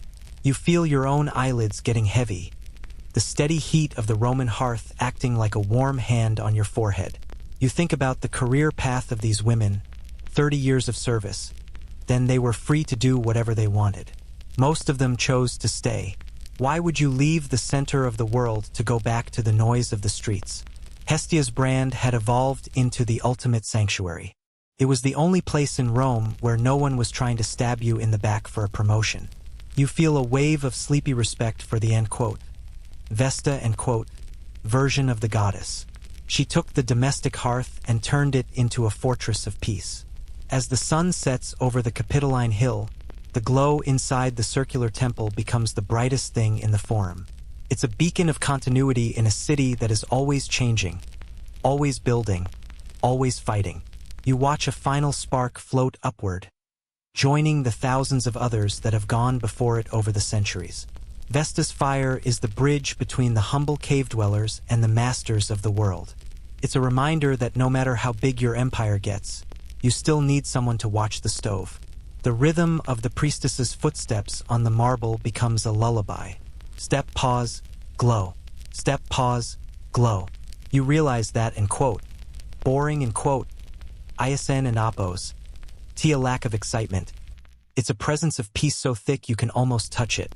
The high-stakes politics of Rome are happening just a few hundred yards away. But in here, there is only the fire and the duty. You close your eyes, letting the structured warmth of the Roman hearth anchor you, feeling the safety of a world that has its pilot light firmly under control. The rigid marble corridors of Rome begin to dissolve into a much more fluid, salt-sprayed reality. You trudge across the deck of a wooden trireme, your feet finding purchase on the weathered planks. We are in Apos, T just sitting by a stationary fire anymore. We are moving it. This is the ritual of the apoikia, the end quote. Home away from home, end quote. You watch as a group of colonists, their faces etched with a mix of terror and hope, cluster around a specially designed bronze brazier in the center of the ship. Inside that brazier is a glowing coal taken directly from the mother hearth of their home city. It is Hestia's literal spark, being transported across the churning turquoise of the Mediterranean to light a new fire in a new land. You sit on a coil of rope, watching the way the priestess shields the flame with her cloak whenever a stray spray of seawater threatens to reach it. This wasn't an apos, T just a symbolic gesture. It was a legal and spiritual umbilical cord. A mainstream historical fact that dictated Greek expansion was that a colony wasn't an apos. T considered a legitimate city until its central hearth was lit with fire from the founding city. It was the ancient version of, end quote, copy-pasting, end quote, the soul of a community. If that flame went out during the voyage, the expedition was considered cursed, and they'd likely turn the ship around, assuming the gods had swiped left on their new real estate venture. The logistics of carrying a live fire across the open sea for weeks at a time is the stuff of nightmare-level project management. You have to worry about ventilation so the fire doesn't apos, suffocate, but you also have to worry about the wind blowing it out, and most importantly, you have to worry about the fact that you are carrying a literal bucket of fire on a wooden boat full of pitch and dried rope.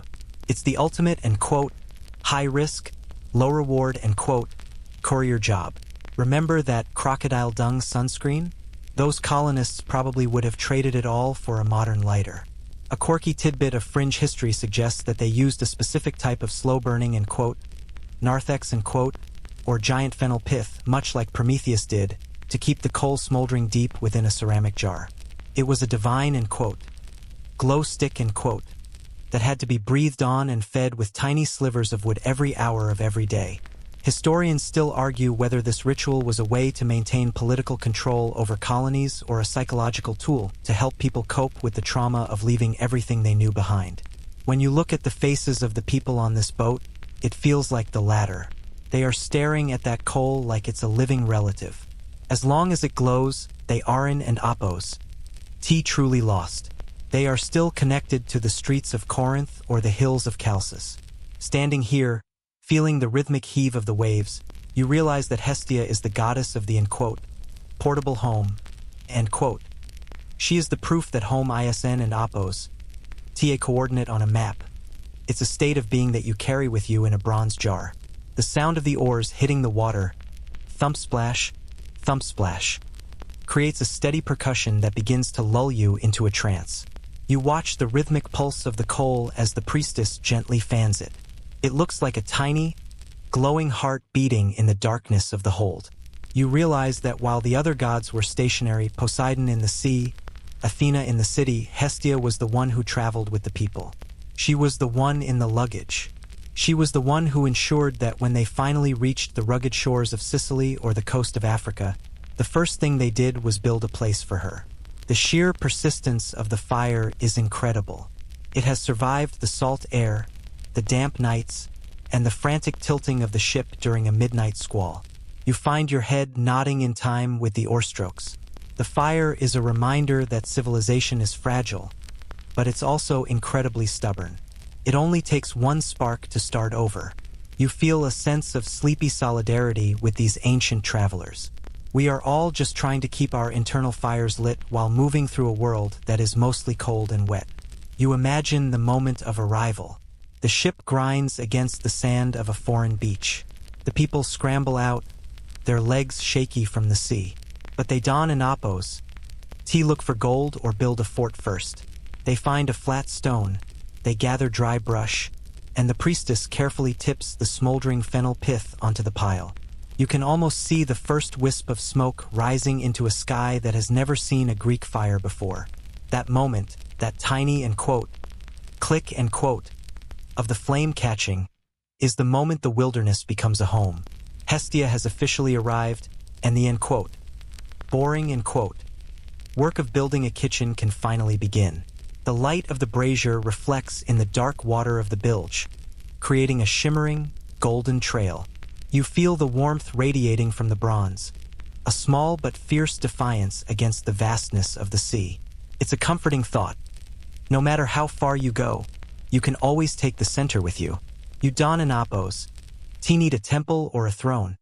You just need a jar and a bit of patience. You feel your muscles loosening, the tension of the voyage melting away as the fire remains steady. As the stars come out, the coal in the jar is the only thing that stays bright. It's a tiny, captured sun, a piece of Olympus traveling in a backpack. You realize that Hestia is the ultimate traveler because she's the only one who never actually leaves home. Wherever the fire is, that's where she is. It's a beautiful, recursive loop of comfort. You close your eyes, the rhythmic swaying of the ship acting as a cradle, the scent of burning fennel acting as a promise that tomorrow, we will light a new hearth in a new world. The voyage continues, the oars keeping time, and the fire keeping watch. You drift into a deep, oceanic sleep, anchored by the knowledge that the spark is safe. The world is large and full of monsters, but the bronze jar is warm, and the coal is glowing, and that is enough. You are moving toward a new beginning, but you're carrying the best part of the old one with you, tucked safely away in the center of the ship. The swaying deck of the colony ship fades into a memory of salt and cedar, and you find yourself standing once more in the heart of Mount Olympus. This time, however, you aren't and Apos. Looking at the fire, you're looking at the furniture. To your left stands the throne room of Hera, a place so opulent it practically vibrates with social pressure. Her throne is ivory and gold, draped in silks dyed with the blood of thousands of murex snails, smelling of heavy lilies and the kind of expensive perfume that gives you a sneeze attack. It is a room designed to make you feel small, a monument to the golden throne lifestyle where every conversation is a chess match and every smile is a tactical maneuver. You trudge away from that glittery stress and move toward the service entrance of the palace back to the kitchen and the common hall where Hestia resides. The contrast is like switching from a high-stakes corporate gala to your favorite pair of sweatpants. Here, there is no ivory. There is only humble, gray ash and the blackened stones of the hearth. You sit down on the floor not because you have to, but because it's the most comfortable place to be. You realize that while the other gods are busy maintaining their image Hestia is the only one who has managed to maintain her comfort A mainstream historical fact that often gets ignored is that in ancient Greece, the Megaron the great central hall with the hearth, was the original heart of the palace before the fancy throne rooms were even a glimmer in an architect and Apos. Hestia represents the old way, the foundational way. She is the humble ash that remains long after the golden thrones have been melted down for war. In the hierarchy of divine needs, a throne is a luxury, but a hearth is a survival requirement. You watch Hestia as she carefully sifts through the cool ashes at the edge of the pit. She isn and Apos, looking for jewelry or coins. She's looking for the heart of the fire to bank for the night. Remember that crocodile dung sunscreen? Well, compared to the suffocating social expectations of Hera's court, even a face full of reptile waste might feel more honest. Life in the VIP lounge of Olympus was a constant battle for relevance. If you weren't and Apos, the most beautiful, the strongest, or the most powerful, you were invisible. But Hestia found the loophole. By choosing the humble over the haughty, she became uncancelable. A quirky tidbit of fringe lore suggests that when the other gods were fighting over who got to lead the processions, Hestia would often be found in the back, sharing a laugh with the minor wood nymphs or the spirits of the pantry. She didn't in Apos. Want the golden throne because you can in Apos. Actually relax in a chair made of ivory. It's cold, it's hard, and it's always judging your posture. Historians still argue whether Hestia's association with ash and soot was a way to emphasize her purity or if it was a symbolic rejection of the materialism of the later Olympian era. Some suggest that the goddess of the ash was a title of extreme reverence, as ash was used for cleaning, for fertilizing, and as a mark of humility. Standing here, watching the gray dust coat the hem of her simple dress, you see the beauty in it. Ash is what remains when the drama has burned itself out. It is the final, stable form of things. The sound in this part of the palace is different. There are no trumpets or lyres here. There is just the rhythmic and quote, hush hush and quote, of the wind through the rafters and the occasional pop of a cooling ember. You feel your own ego dissolving. In the presence of the hearth, you don an apos. T need to be and quote, someone, and quote, you don an apos. T need to be a hero or a legend. You are just a person who is warm. It's a profound relief. The golden thrones of the other gods demand that you perform, but Hestia's ashes only demand that you exist. You find yourself leaning against the rough-hewn stone of the chimney, feeling the heat that has soaked into the rock over eons. You notice that Hestia's hands are stained with the soot of 1,000 years. She doesn't in apos. T try to wash it off with divine soap or hide it under gloves. It's the mark of her trade. It's honest work. You realize that the end quote, boring and quote, life is actually the most authentic one. While the other gods are wearing masks of perfection, Hestia is covered in the reality of the fire. She is the only one who is truly in quote, clean in quote, because she isn and apos, T hiding anything. You find your eyes closing, the image of the glittery, stressful throne room fading into a distant, unimportant blur. The warmth of the hearth seems to grow deeper as the night air cools the rest of the palace. You think about the people who spend their lives chasing the in quote, ivory throne in quote, the promotion, the fame, the golden life, only to realize it's drafty and lonely at the top. Hestia's kitchen is the place everyone eventually wants to return to. It's the end quote, end game and quote, of every journey. You feel a wave of sleepy contentment wash over you. The golden thrones can keep their glitter. We'll take the soot and the warmth. As you drift toward the final edges of wakefulness, you watch Hestia place a final, heavy log on the fire. It's a gesture of absolute finality. The day is done. The battles are over. The drama is silenced. There is only the glow of the ash and the steady pulse of the hidden heat. You realize that the humble things are the only things that last. Gold wears away, ivory cracks, but the hearth is always there, waiting to be rekindled. The rhythm of the fire's breath, a slow, heated expansion and contraction, becomes the rhythm of your own breathing. You are no longer a visitor in a palace. You are a guest at a home that will never close its doors. You feel the safety of the ashes, the quiet dignity of the in quote, boring and quote, goddess, and the profound peace of a life that doesn't in apos. T need to be loud to be significant. You close your eyes, letting the gray and orange world of Hestia take you into the darkness, knowing that the most valuable thing in the universe isn and apos. T a throne, but a place by the fire where you can finally, truly rest. The golden light of the Olympian hall begins to dim, not because the fire is dying, but because the world is finally settling into a deep, universal slumber. You trudge one last time toward the center of the room, feeling the heavy, pleasant weight of the day in your limbs. The other gods have finally exhausted themselves. Zeus has put away his maps, Ares has stopped his pacing, and even the satyrs have curled up in the corners of the garden. The great, chaotic noise of mythology has been reduced to a whisper. Only Hestia remains. She is sitting in the exact same spot where you first found her, her silhouette a steady, dark anchor against the pulsing orange of the coals. This is the moment of the final ember, the quietest part of the cosmic cycle where everything returns to the source.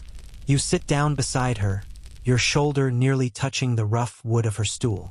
There is no need for words anymore. A mainstream historical fact that echoes through the end of the classical world is that Hestia was often the last goddess to be mentioned in rituals and the last to have her temples closed. She was the one who turned out the lights. While the grand statues of the other gods were being pulled down or repurposed, the hearth fire was the last thing to flicker out. It's a testament to her endurance. She doesn't and apos. T need a monument because she is the spark that makes monuments possible. As you watch a single, glowing coal settle into the white ash, you realize that her solitude isn and apos. T a sign of loneliness. It's a sign of completion. You feel the silence of Mount Olympus pressing in, but it's a soft, velvet silence. A quirky tidbit of fringe philosophy suggests that Hestia is actually the space between the stars, the vast, warm potential that holds the universe together while the planets do their loud, spinning dance. It's a beautiful thought as you watch the final lick of flame disappear. Historians still argue whether Hestia's eventual decline in popular cult worship was a sign that she had been forgotten, or if she had simply become so integrated into the fabric of daily life that she no longer needed a name. Standing here in the dying light, it feels like she just won the game of, divine hide and seek, She is everywhere, so she doesn't need to be anywhere in particular. The warmth of the hearth is no longer a heat that hits your skin. It's a heat that lives inside your chest. Remember that crocodile dung sunscreen? It feels like a lifetime ago. A silly joke from a world that was too bright and too busy. Now there is only the rhythmic, slow cooling of the stone. You watch Hestia as she performs the final act of the night. She banks the fire. She covers the glowing heart of the coals with a thick layer of protective ash, ensuring that the heat will stay trapped, sleeping, until the world is ready to wake up again. It is the ultimate gesture of, future-proofing, She is making sure that tomorrow has a beginning. The shadows in the hall are long and soft, stretching out like tired giants. You feel your own mind drifting, the boundaries between the myth and the room beginning to blur.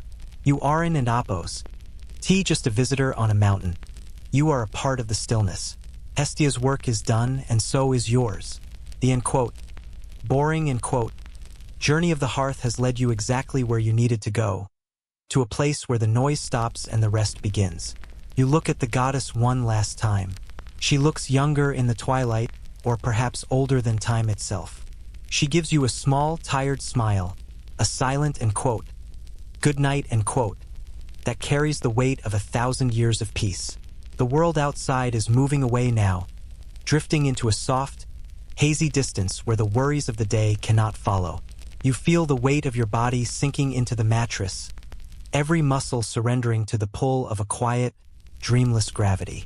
The air around you is cool and still, but that small, banked ember of the hearth is still glowing somewhere deep in your mind, a tiny point of warmth that promises safety. Your breathing has slowed to a rhythmic, effortless tide, pulling you deeper and deeper into the velvet shadows of the night. There are no more journeys to take, no more fires to tend, and no more legends to follow.